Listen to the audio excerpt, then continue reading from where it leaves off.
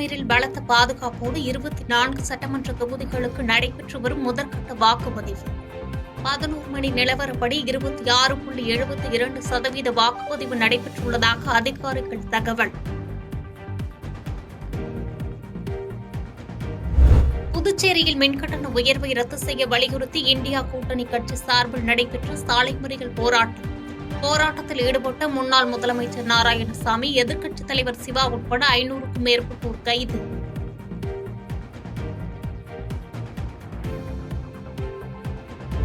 புதுச்சேரியில் நடைபெற்று வரும் பந்த் போராட்டத்தில் அரசு பேருந்து மீது கல்வீச்சு நடத்திய மர்ம நபர்கள். பேருந்தின் பின்பக்க கண்ணாடி சேதமடைந்து பெண் பயணி ஒருவர் காயம்.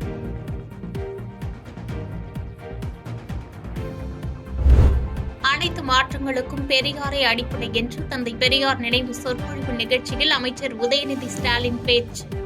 பெரியார் மரணத்தின் போது பெரியார் தன் சுற்றுப்பயணத்தை தான் முடித்துக் கொண்டிருக்கிறார், நாம் தொடர்வோம் என்று உரை. பெரியார் இறந்தபொழுது, பெரியாருடைய மரணத்தின் பொழுது நம்முடைய முத்தமிழ் டாக்டர் கலைஞர் அவர்கள் பெரியார் தன்னுடைய சுற்றுப்பயணத்தை தான் முடித்துக் கொண்டிருக்கிறார், அந்த சுற்றுப்பயணத்தை நாம் தொடர்வோம்.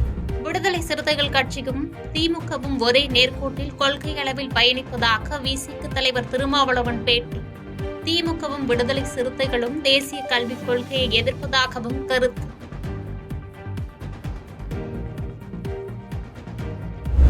அதிமுக தொண்டர்கள் ஒருங்கிணைந்து விரைவில் புதிய சகாப்தம் எழுதுவார்கள் என்று முன்னாள் முதலமைச்சர் ஓ பன்னீர்செல்வம் பேட்டி.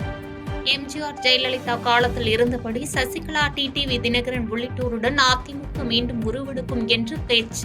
புரட்சித் தலைவர் எம்ஜிஆர் அவர்கள் எந்த நோக்கத்திற்காக இந்த இயக்கத்தினை ஆரம்பித்தார்களோ, மாண்புமிகு அம்மா அவர்கள் இந்த இயக்கத்தை யாராலும் வெல்ல முடியாத இயக்கமாக உருமாற்றி தந்திருக்கிறார்கள். ஆகவே தொண்டர்கள் அனைவரும் இணைந்து அனைத்து இந்திய அண்ணா முன்னேற்ற கழகத்தின் புதிய சகாப்த வரலாற்றை எழுத இருக்கிறார்கள் என்று தெரிவித்துள்ளனர். சிறப்பு படை அமைத்து போதைப் பொருட்கள் ஒழிப்பை தீவிரப்படுத்த வேண்டும். பாமக நிறுவனர் டாக்டர் ராமதாஸ் தமிழக அரசுக்கு வலியுறுத்தல். திருச்சியில் சேது எக்ஸ்பிரஸ் ரயிலிலிருந்து தனியாக 3 பெட்டிகள் கழன்று ஓடியதால் பரபரப்பு. நல்வாய்ப்பாக உயிரிழப்புகள் ஏதும் ஏற்படவில்லை என்று ரயில்வே துறை அதிகாரிகள் தகவல்.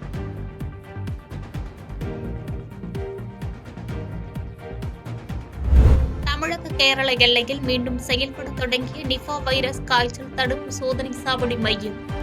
24 மணி நேரமும் சுழற்சி முறையில் பயணிகளுக்கு குமரியில் காய்ச்சல் பரிசோதனை.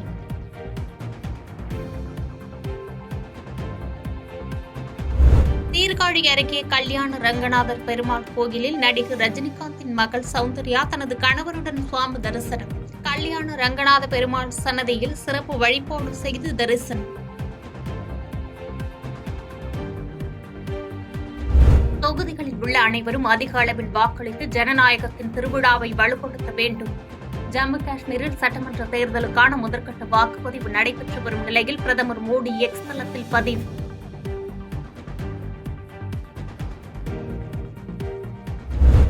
ஜம்மு காஷ்மீரில் பாஜக தோற்கடிக்கப்படும் என்று காங்கிரஸ் மூத்த தலைவர் அசோக் கெலாட் கருத்து. மக்கள் மனநிலை காங்கிரஸ் கட்சிக்கு ஆதரவாக உள்ளதாகவும் பேட்டி.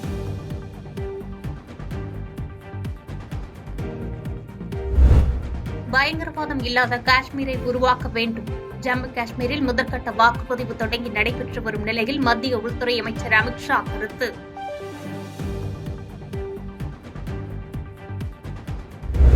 நாகையில் செயல்பட்டு வரும் டாக்டர் ஜெயலலிதா மீன்வள பல்கலைக்கழகத்தில் 9வது பட்டமளிப்பு விழா. பட்டமளிப்பு விழாவில் ஆளுநர் ஆர் என் ரவி பங்கேற்று மாணவர்களுக்கு பட்டங்கள் வழங்கி பாராட்டு.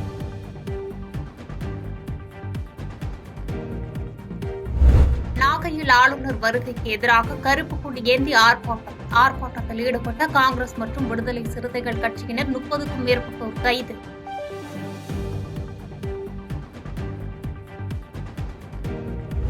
வரும் 28ஆம் தேதி காஞ்சிபுரத்தில் நடைபெறவுள்ள திமுக பவள விழா பொதுக்கூட்டத்தில் பங்கேற்க கூட்டணியில் உள்ள அனைத்து கட்சிகளுக்கும் முதலமைச்சர் மு க ஸ்டாலின் அழைப்பு.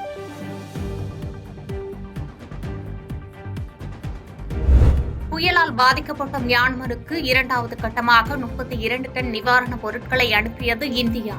நிவாரணப் பொருட்களில் ஜெனரேட்டர், தற்காலிக டென்ட், சூரிய விளக்குகள் உள்ளிட்ட அத்தியாவசிய நிவாரணப் பொருட்கள் அடங்கும்.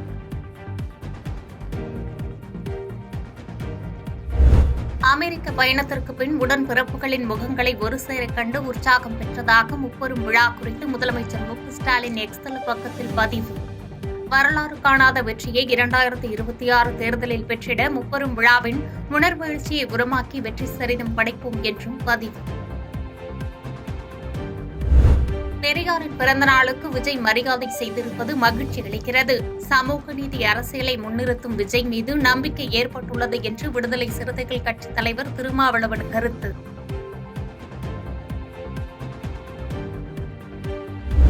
சென்னையில் 22 கேரட் ஆபரண தங்கத்தின் விலை இன்று சவரனுக்கு ரூபாய் 120 குறைந்து ரூபாய் 54,800க்கு விற்பனை.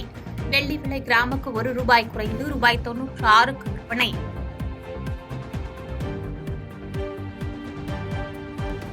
பாதகம் செய்பவரை கண்டால் நாம் பயங்கொள்ளலாகாது பாப்பா.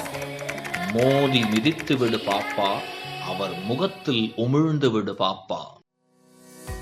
அண்மை செய்திகளை உடனுக்குடன் தெரிந்து கொள்ள இணைந்திருங்கள் இயம்நாடு தொலைக்காட்சியுடன்.